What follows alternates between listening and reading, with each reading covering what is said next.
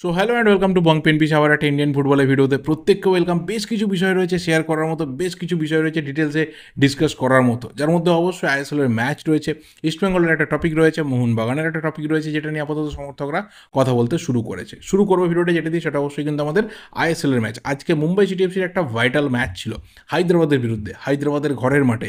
সেই ম্যাচটা মুম্বাই 3-0 গোলে জিতেছে এবং জেতাটাই তাদের কথা ছিল।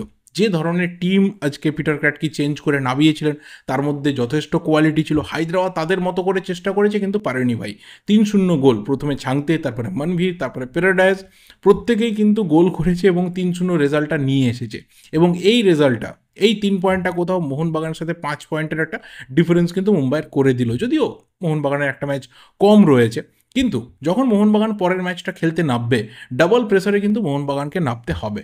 অবশ্যই হাবাস ফিরে আসাটা ভীষণভাবে টিমকে একটা বুস্ট দেবে, কিন্তু মাথায় রাখা দরকার যে লাস্ট ম্যাচ মোহনবাগান হেরেছে, অ্যাওয়ে ম্যাচ পাঞ্জাবের বিরুদ্ধে খেলবে এবং মুম্বাই কোথাও 5 পয়েন্টের অ্যাডভান্টেজে থাকছে।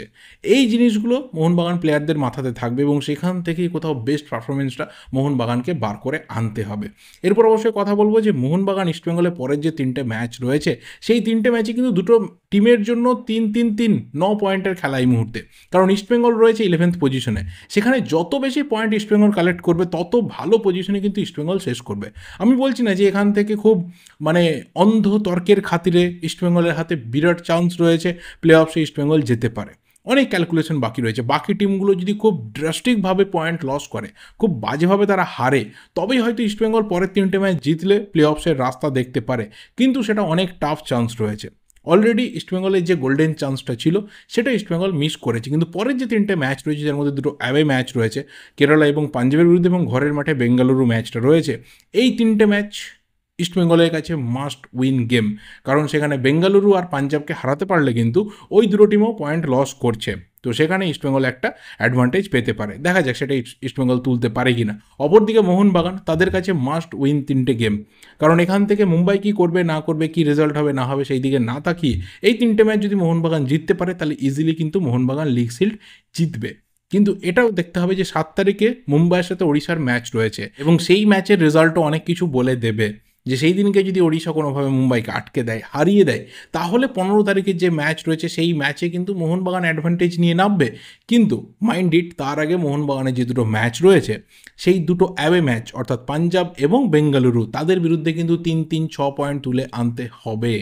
তো এই জায়গাতে কোথাও ভীষণভাবে পাঞ্জাব বেঙ্গালুরু, এই যে দুটো অপোনেন্ট ইস্টবেঙ্গল এবং মোহনবাগানের রয়েছে শেষের দিকেই, তো এই দুটো ম্যাচ যদি দুটো টিম পজিটিভ পয়েন্টে শেষ করে, একদিকে যদি মোহনবাগান পাঞ্জাব বেঙ্গালুরু দুটো টিমকেই হারায়, আর ইস্টবেঙ্গলও যদি হারাতে পারে, তো সেটা কিন্তু ইস্টবেঙ্গলের জন্যও লাভ হবে, মোহনবাগানের জন্যও লাভ হবে।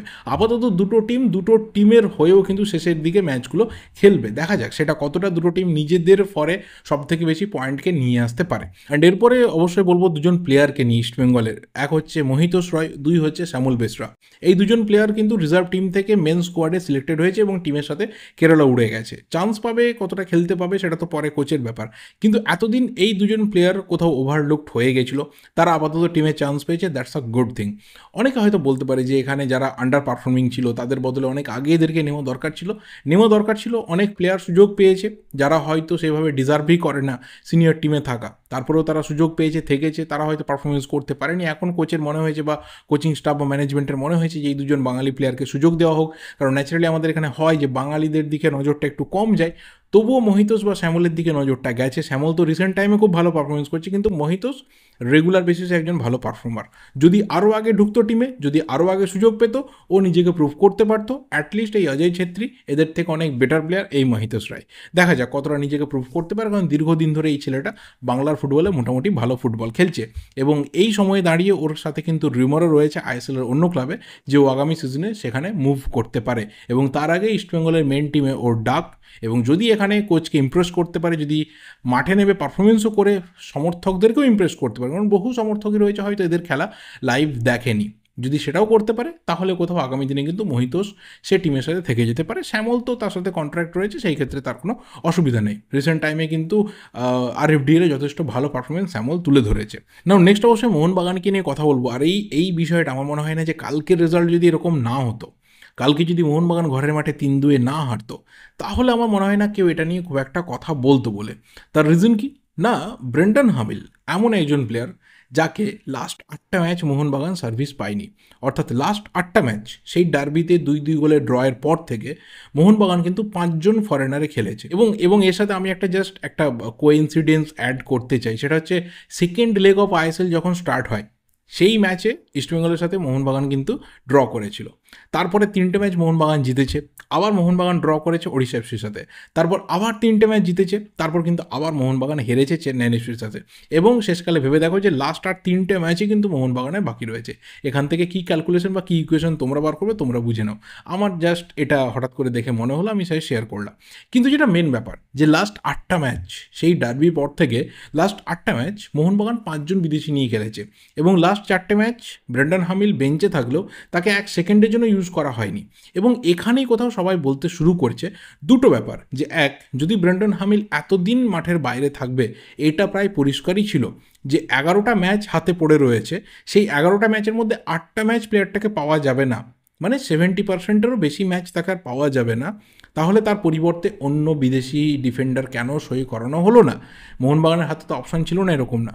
আর দুই, যে যখন হুগো বুমোকে ছেড়ে দেওয়া হলো তখন কিন্তু আমরা বলেছি এই কথা যে ইনজিওর্ড ব্রেন্ডন হামিলকে আনরেজিস্টার্ড করা হোক, বাট হুগোকে রেখে দেওয়া হোক, কারণ সেই প্লেয়ারটা ফিট রয়েছে, সেই প্লেয়ারটা মোটামুটি পারফর্মিং রয়েছে। আমি বলবো না যে জনি কাউকো এখন যে পারফরমেন্সটা দিচ্ছে হুগো এই লেভেলে খেলছিল, হুগো তার থেকে একটু খারাপ খেলছিল, বাট কোথাও সে ফিট ছিল, কোথাও টিমকে সে দিচ্ছিল এবং সে ক্লিকও করতে পারতো, এবং তোমার যে নিউমেরিক্যাল অ্যাডভান্টেজটা সেই অ্যাডভান্টেজটাও কিন্তু থাকতো। এবার এখানে 2-3টে বিষয় হতে পারে যে ব্রেন্ডন হামিলকে কোনোভাবে টিম থেকে ছাঁটাই করা যাবে না, এরকম কোনো ব্যাপার থাকতে পারে। দুই, যে টিমের ডাক্তার বা ফিজিও রয়েছে তার হয়তো মনে হয়েছিল যে ব্রেন্ডন হামিল হয়তো খুব কুইকলি ফিরে আসবে, এতদিন হয়তো তাকে ইনজুরিতে বাইরে থাকতে হবে না, ম্যাক্সিমাম হয়তো 2-3টে ম্যাচ রয়েছে, তারপরে তার সার্ভিস হয়তো মোহনবাগান পেয়ে যাবে। এবং তিন, যে কারণেই হোক না কেন, যেভাবেই হোক না কেন, হুগো বুমোকে মাঠের বাইরে থাকতে হবে, হুগো বুমোকে টিমের বাইরে পুরোপুরি থাকতে হবে, তাকে আর কোনোভাবে রেজিস্ট্রেশন করা যাবে না।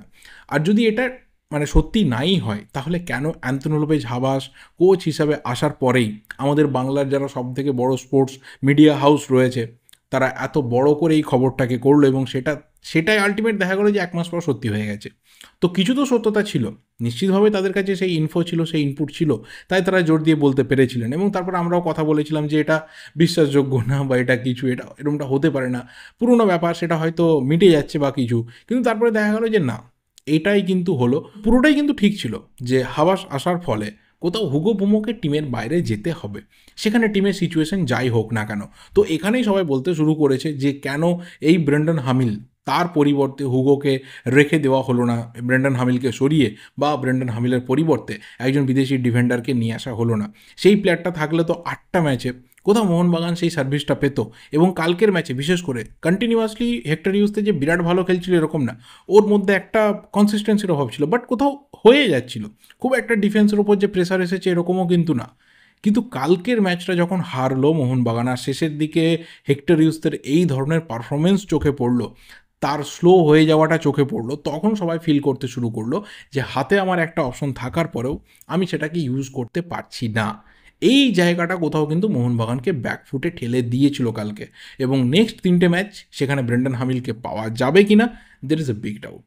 যদি না পাওয়া যায় তাহলে একইভাবে একজন বিদেশি ডেফিসিয়েন্সি নিয়ে মোহনবাগানকে প্ল্যান করতে হবে, 90 মিনিট ধরে খেলতে হবে, রেজাল্ট যাই হোক না কেন সেটা মোহনবাগান সমর্থকদেরকে বাড়ি বসে অ্যাকসেপ্ট করতে হবে।